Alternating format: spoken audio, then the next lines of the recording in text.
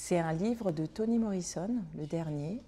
Je suis allée faire une rencontre en librairie et c'est la libraire qui m'a... C'est le cadeau qu'elle m'a fait, donc trop contente.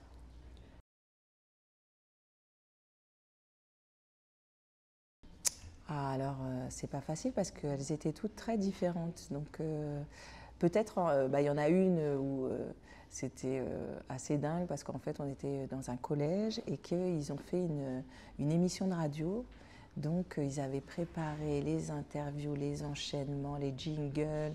Ils étaient à fond, quoi. Donc, c'était très beau à voir.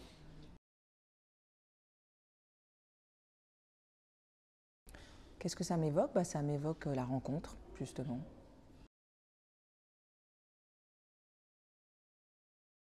Comme chaque livre correspond à un moment, le truc que je préfère dans tout ça, dans tous mes livres, c'est le fait d'avoir découvert que je pouvais écrire, en fait. Donc, étonnement renouvelé.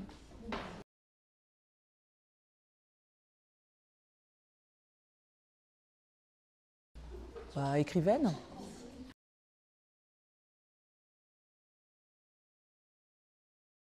Disons qu'en tout cas, ce que j'aime bien, c'est quand c'est des questions personnelles.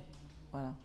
Ce que j'aime pas trop, c'est des questions générales, dont notamment la question « Qu'est-ce que vous diriez pour donner envie qu'on lise votre livre ?» Bon, celle-là, je la déteste.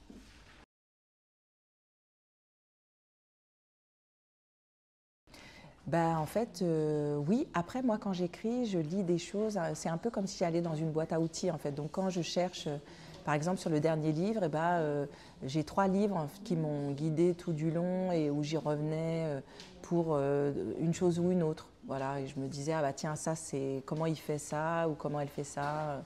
Donc, c'est plus une lecture utilitaire, on va dire. Et donc, après, une fois que c'est fini, là, on revient à une lecture qui n'a pas de visée.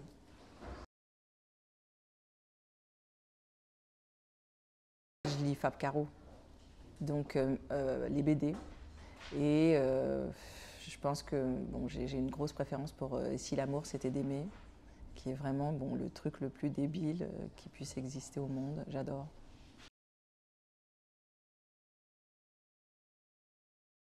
La béchamel. Vraiment, je prévois de faire une association contre. Merci.